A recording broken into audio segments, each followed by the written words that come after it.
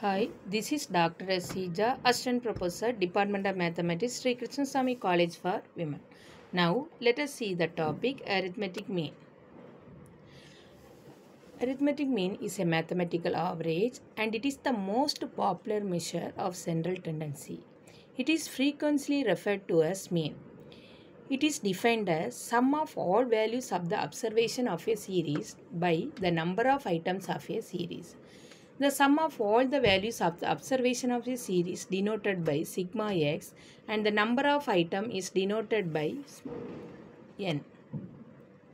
There are three types of statistical series. They are individual series, discrete series and continuous series. Methods for finding arithmetic mean. There are three methods of finding arithmetic mean. Direct method, shortcut method, step deviation method. Now, let us see how to calculate arithmetic mean for individual series. Definition for mean: sum of all values divided by number of items. If we take the sample or number of observation x1, x2, etc. xn, then the mean equal to x1 plus x2 plus x3 plus etc. plus xn divided by number of observation n. The mean is denoted by the symbol x bar, that is x bar equal to summation x by n. Example, let us calculate the arithmetic mean from the following data. The data set be 16, 17, 10, 13, 20, 18, 13, 14, 18. Here, this is an individual type of series, so we use the formula x bar equal to summation x by n. Here, summation x equal to 139, number of observation equal to 9. Therefore, x bar equal to 139 divided by 9, which is equal to 15.444. Hence, the arithmetic mean of the given data is 15.444.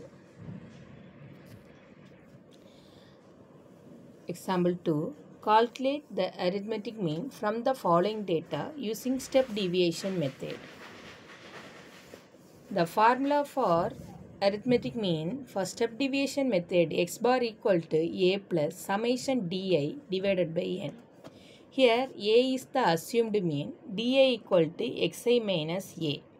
N is the number of observation. For each xi, we have to calculate di. We have to form the table xi. Corresponding first xi value 75. The corresponding di is xi minus 68. 68 is the assumed mean, that is a equal to 68. Therefore, di equal to 7. For 68, corresponding di equal to 0. For 80, corresponding di equal to 12. For 56, corresponding di equal to minus 12. For 92, corresponding di equal to 24. Therefore, the total di equal to 31. Therefore, we have to substitute this di in the formula, we get the mean. X bar equal to a plus summation di by n.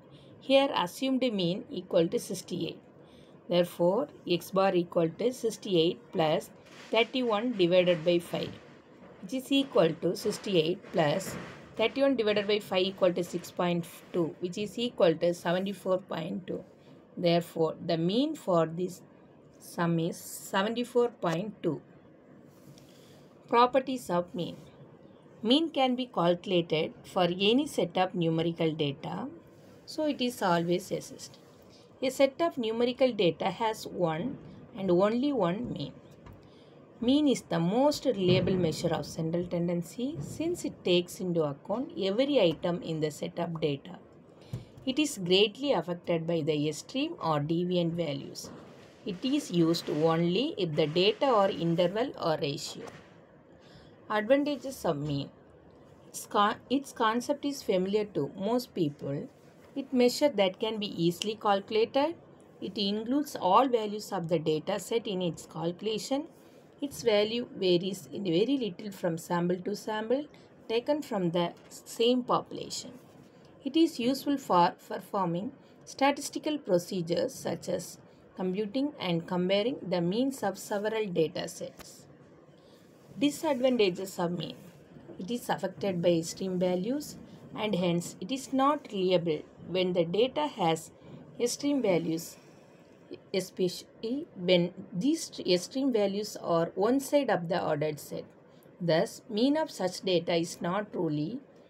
For example, the average age of three persons are 4, 6 and 80. The average value gives 30.